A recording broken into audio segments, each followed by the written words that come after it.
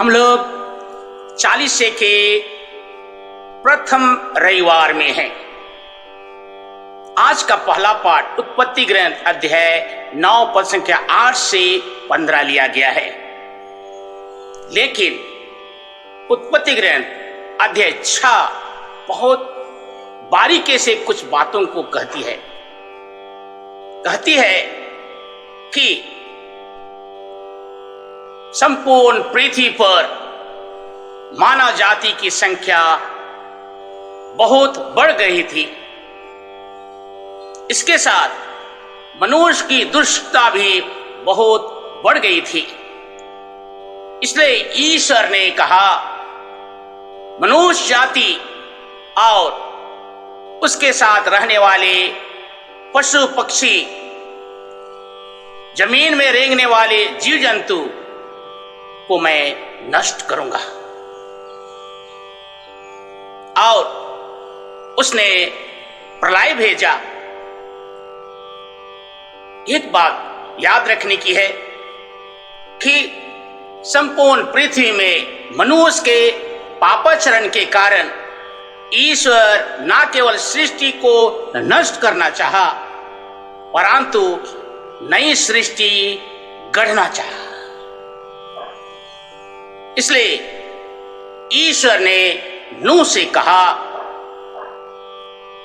देखो मैं तुम्हारे और तुम्हारे वंशजों के लिए एक विधान ठहराऊंगा और तुम्हारे चारों ओर विद्यमान पशुओं, पृथ्वी पर रेंगने वाले जीव जंतु और आकाश के पक्षियों के लिए विद्यमान या विधान होगा।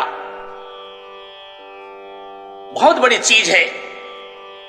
इस विधान में उसने कहा कि इसके बाद कोई भी जल प्रलय से ये प्राणी कभी नष्ट नहीं होगा और पृथ्वी किसी भी जल प्रलय से उजाड़ नहीं बनाए जाएंगे। मैं बादलों में एक इंद्रधनुष रख दूंगा जो पृथ्वी को दी गई विधान का प्रतीक होगा। मैं अपनी विधान याद रखूंगा। मेरे प्रियजन, अगर देखें तो आज भी संपूर्ण पृथ्वी पर पापाचरण तीव्र गति से बढ़ रहा है। संपूर्ण सृष्टि के साथ मानव जाति पाप के सागर में डूब गया है, अथाह गहराई पर फंसता चला जा रहा है। इसलिए पशु पक्षी, जमीन में रेंगने वाले जीव जंतु और मनुष्य का करीब करीब विनाश हो चुका है। हम जानते हैं कि पहला पाठ में हमने सुना कि नई सृष्टि गढ़ने के लिए ईश्वर ने 40 दिन 40 रात बारिश कराई और नई सृष्टि की रचना हुई। वैसे ही माता कलीसिया हमारे जीवन के पापाचरण के कारण हमारी आत्मा का विनाश हो रहा है, हमारा स्वयं का विनाश हो रहा है और संपूर्ण मानव जाति पाप में फंसता जा रहा है। इसलिए 40 के इस काल में 40 दिन ठहराता है, जिसे हम प्रार्थना, उपवास और दान के द्वारा स्वयं के जीवन को नवीनीकरण करें, आत्मा का नयापन लाए। इसलिए यह 40 के काल को हम महत्वपूर्ण देखते हैं। सुसमाचार में आज मार्कुस के ग्रंथ अध्याय 1 पद संख्या 12 से 15 में शैतान निर्जन प्रदेश में यीशु की परीक्षा ली। हम सभी जानते हैं कि यीशु ख्रीस्त में ईश्वरीय स्वभाव के साथ मनुष्य का स्वभाव भी है और इसलिए निर्जन प्रदेश में मनुष्य पर बीतने वाली हर प्रकार की परीक्षाओं को गहराई से अनुभव किया। महान ईश शास्त्री रसेल डी मोरे ने बहुत सुंदर सी बात रखी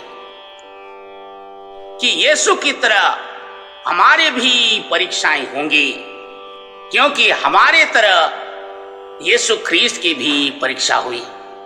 हमारी परीक्षाएं हमारे उपभोग, हमारी सुरक्षा, हमारी पद और प्रतिष्ठा में होगी। याद रहे, हम लोग मार्कुस के सुसमाचार अध्याय 1 पद संख्या 12 से 15 में यीशु ख्रीस्त के जीवन के महत्वपूर्ण लम्हे को निर्जन प्रदेश में विवेचना करते हैं। याद रहे, इस मरुभूमि में जनहीन पथहीन प्रदेश में यीशु ख्रीस्त ने उपवास और प्रार्थना के द्वारा पिता ईश्वर से संयुक्त रहा और उससे सामर्थ्य पाया, जिससे उससे होने वाली शैतान की परीक्षा से उसका संघर्ष हो सके।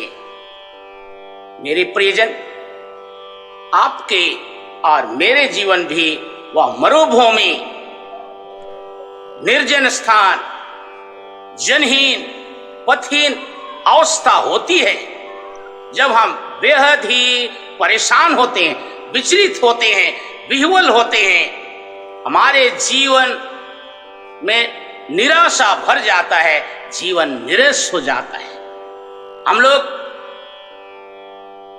विक्षिप्त हो जाते हैं, विभ्रांत होते हैं, किम करते मोड़ में फंस जाते हैं। ऐसी हालात में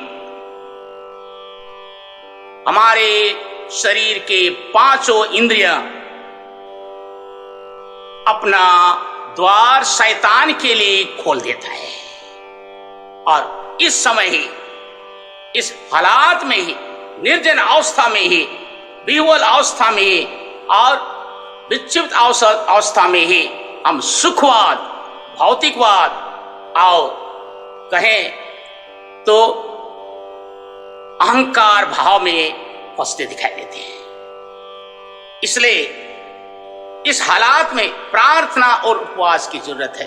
ईश्वर की सामर्थ्य हमारे जीवन में होना जरूरी है।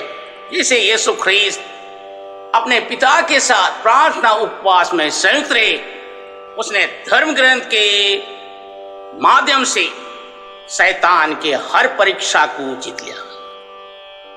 उसने कह दिया, अपने प्रभु की परीक्षा मत लेना। जब सारी परीक्षाएं को उसने जीता, तब स्वर्गदूत आके उनकी सेवा शुश्रूषा करने लगे। ये जन, हम लोग भी विचलित अवस्था में रहते हैं। शैतान की परीक्षा होगी, चाहे छोटा हो या बड़ा हो। हमें भी उपवास और प्रार्थना से सामर्थ्य पाकर शैतान से संगत करना होगा और शैतान के परपंच अर्थात 5 इंद्रियों के छल कपट में न पड़ के जब हम शैतान की शक्ति से जीत जाएंगे, तब हमारे ऊपर कृपाएं की बारिश होने लगती है और बारिश होगी। इसलिए इस 40 काल को पुण्य काल कहा जाता है, क्योंकि यह शैतान को जीतने का है, कृपाएं पाने का है। ईश्वर हम प्रत्येक जन को आशीष दे। आमीन।